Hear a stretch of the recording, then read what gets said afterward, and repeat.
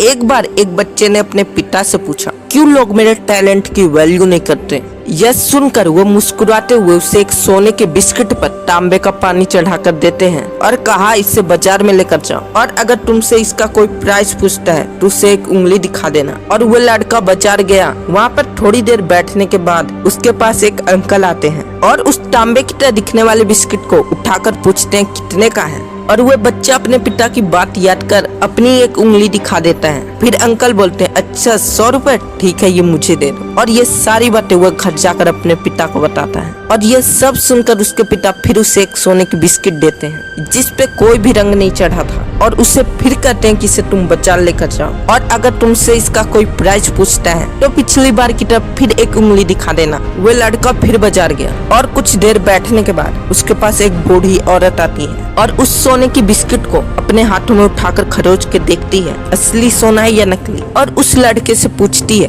कितने का है। और वह लड़का फिर अपनी एक उंगली दिखा देता है और वह औरत यह देखकर बोलती है, अच्छा 1 लाख रुपए, ठीक है ये मुझे दे दो। फिर वह लड़का ये सारी बातें जाकर अपने पिता को बताता है और पूछता है कि आपने ऐसा क्यों किया। बेटा मैंने ये सब तुम्हें ये समझाने के लिए किया कि हमारी भी जिंदगी बिल्कुल ऐसी ही है। अगर हम अपने टैलेंट को अपने पे चढ़े शर्म और डर के काले परत की वजह से लोगों को नहीं दिखा पाते तो हमारी टैलेंट की भी वैल्यू उस सोने की तरह 100 रुपए की हो जाती है जिस पे तांबे का पानी चढ़ा है, क्योंकि लोगों को जो दिखता है लोग वही सच मानते हैं। और अगर हम इस शर्म और डर से बाहर निकल के अपने टैलेंट को खुलकर लोगों को दिखा पाते हैं तो जरूर कुछ लोग आपको खरोचेंगे ये पता करने के लिए आप में सच में टैलेंट है या नहीं। अगर आप में सच में टैलेंट हो तो आपकी टैलेंट की वैल्यू भी उस असली सोने की तरह 1 लाख रुपए की होगी जिसपे कोई भी रंग का पानी नहीं चढ़ा है। और ये आपके हाथ में कि आपको अपने टैलेंट की वैल्यू 100 रुपए चाहिए या 1 लाख।